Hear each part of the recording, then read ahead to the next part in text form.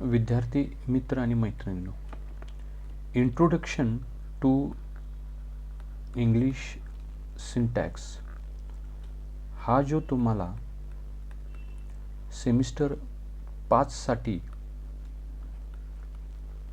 Paper आहे, paper number 9,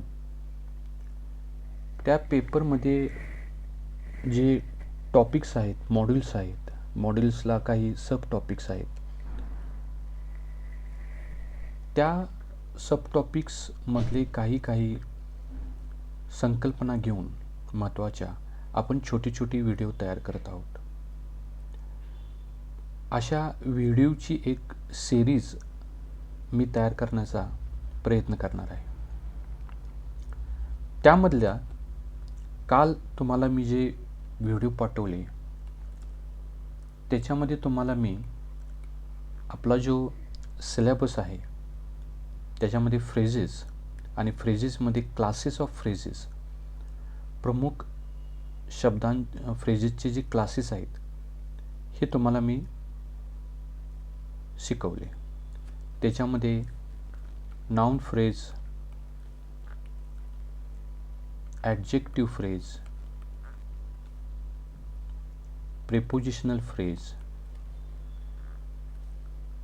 असे एकूण 6 क्लासेस ऑफ फ्रेजेस आहेत असे तुम्हाला मी सांगितले. आता याच्याबरोबर फ्रेजेसमध्ये आणखी 2 प्रकार आहेत. फ्रेजेसचे या क्लासेसबरोबर आणखी 2 प्रकारे फ्रेजेसचं वर्गीकरण केलं जातं. एक म्हणजे मेन फ्रेज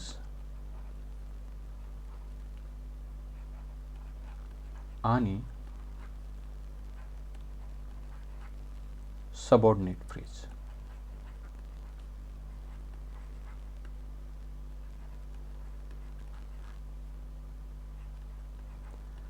असंही वर्गीकरण फ्रेजेसचं केलं जातं.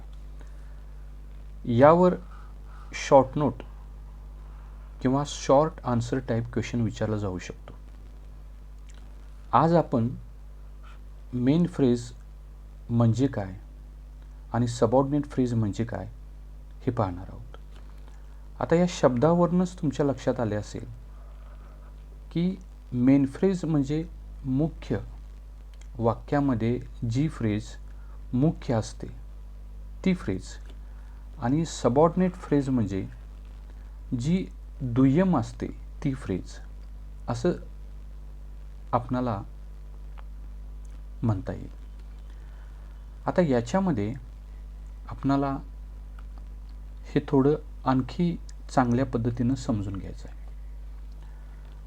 आता तुम्हाला माहिती आहे की फ्रेज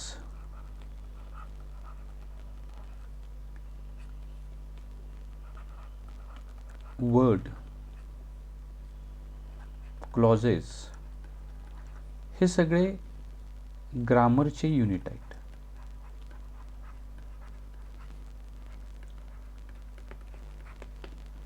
आणि या ग्रामरच्या युनिटमध्ये फ्रेज ही वर्ड आणि क्लॉज यांच्या दरम्यान येणारी एक ग्रामरची युनिट आहे. जेव्हा आपण शब्दांचा विचार अभ्यास केला असता तुम्ही, तेव्हा शब्दांचा अभ्यासमध्ये सुद्धा तो जो शब्द आहे तो एखाद्या फ्रेजमध्ये काय काम करतो याच्यावर त्या शब्दाचा वर्ग किंवा क्लास अवलंबून असतो असं तुम्ही अभ्यासलं असाल. तशाच प्रकारे जेव्हा एखाद्या क्लॉजमध्ये, जसं शब्द फ्रेजमध्ये येतो तशाच प्रकारे फ्रेज जेव्हा क्लॉजमध्ये येते तेव्हा ती मुख्य म्हणून काम करते का एक दुय्यम स्वरूपाचं काम करते याच्यावर तिचं हे वर्गीकरण अवलंबून असतं.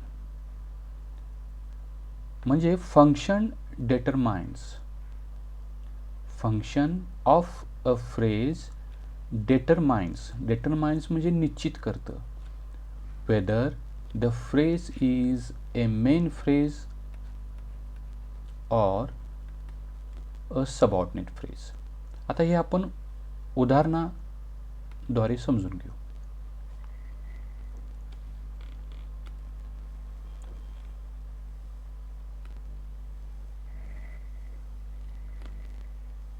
बघा,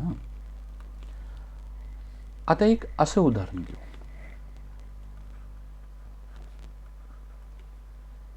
कविता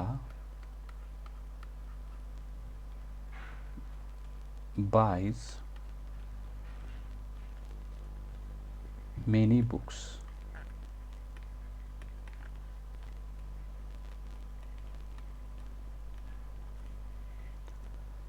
आता याच्यामध्ये या वाक्यामध्ये ही नाउन फ्रेज आहे, हे वर्ब फ्रेज आहे,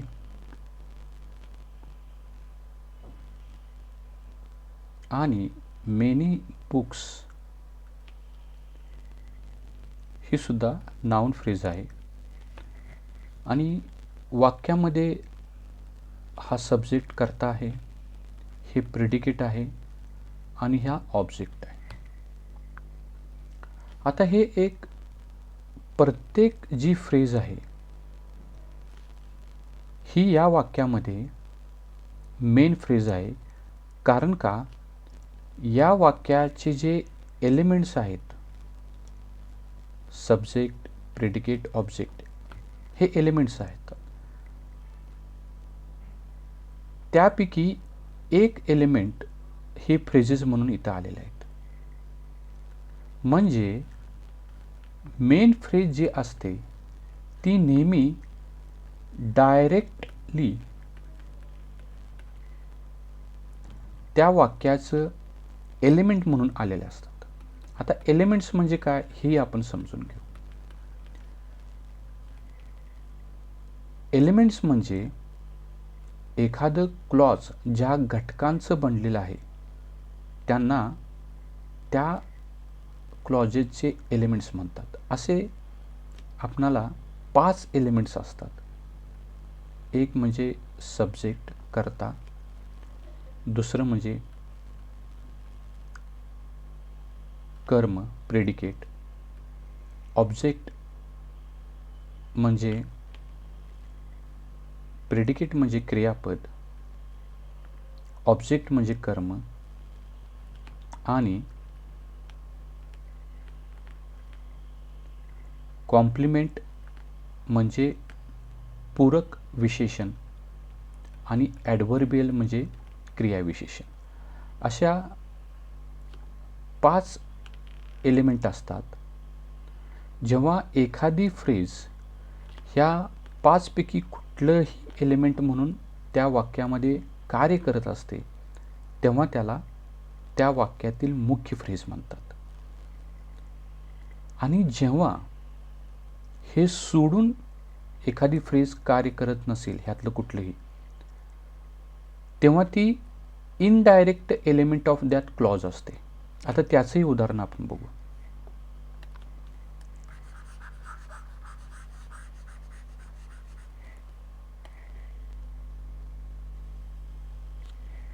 आता आणखी एक हे वाक्य घेऊ. The covers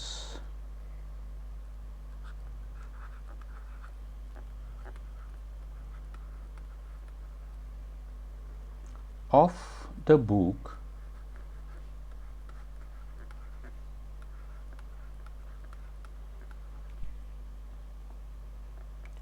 are as red as blood. आता हे थोडंसं मोठं वाक्य आहे. आता ह्या वाक्याचं सुद्धा आपण काय करू, फ्रेजेसमध्ये त्याची विभागणी करू. या वाक्यामध्ये ही एक फ्रेज आहे, ही एक फ्रेज आहे, ही एक एकत्रित फ्रेज आहे. फ्रेजेस नेहमी आपण ब्रॅकेटमध्ये टाकतो आणि या फ्रेजेसमध्ये ही पुन्हा एक फ्रेज आलेली आहे, या फ्रेजेसमध्ये ही फ्रेज आलेली आहे.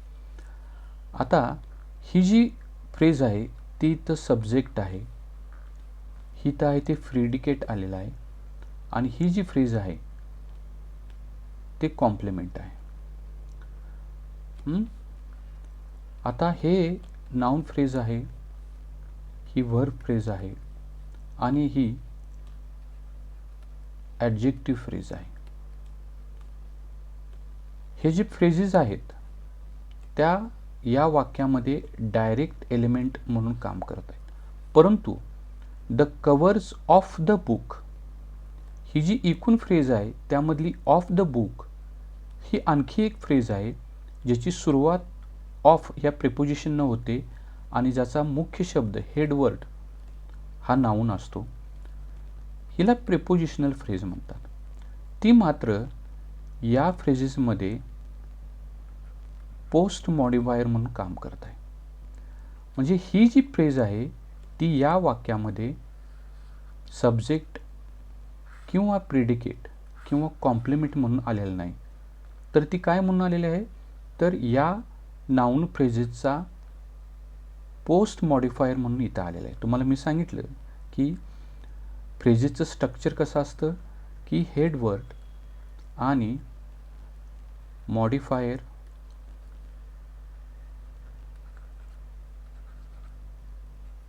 आणि हे मॉडिफायर, याला प्री मॉडिफायर आणि याला पोस्ट मॉडिफायर म्हणतात. या फ्रेजेसला आपण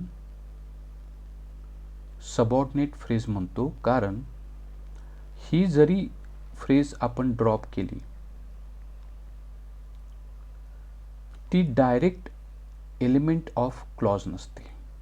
नुसतं आपण असं म्हटलं the covers are as red as blood तर ते समजू शकतं, पण of the book are as red as blood असं आपण म्हटलं तर त्याचा अर्थ लागत नाही. तशाच प्रकारे या दुसऱ्या ॲडजेक्टिव्ह फ्रेजमध्ये सुद्धा ॲज रेड ॲज ब्लड ही जी आलेली आहे ती सुद्धा एक प्रिपोजिशनल फ्रेज आहे आणि यामध्ये ती मॉडिफायर म्हणून पोस्ट मॉडिफायर म्हणून काम करते. म्हणजे यातून दोन गोष्टी आपण लक्षात ठेवल्या. एक म्हणजे एखादी फ्रेज एखाद्या वाक्यामध्ये डायरेक्ट एलिमेंट म्हणून काम करत असेल तर ती मुख्य फ्रेज असते आणि डायरेक्ट त्या वाक्यातली ती एलिमेंट नसेल, एलिमेंट म्हणजे सब्जेक्ट, प्रेडिकेट, ऑब्जेक्ट, कॉम्प्लिमेंट, ॲडव्हर्बियल हे 5 वाक्याचे एलिमेंट्स असतात. त्यापैकी ती नसेल, ती पोस्ट मॉडिफायर प्री मॉडिफायर म्हणून आलेली असेल तर ती सबऑर्डिनेट फ्रेज असत्या, म्हणजे फ्रेज विदिन फ्रेज असत्या. जेव्हा ती फ्रेज विदिन फ्रेज असेल, जसे की ह्या वाक्यामध्ये the covers of the book, याच्यामध्ये the covers of the book ही नाउन फ्रेज आहे आणि त्याच्यामध्ये ऑफ द बुक ही फ्रेज विदिन फ्रेज आहे. थँक्यू.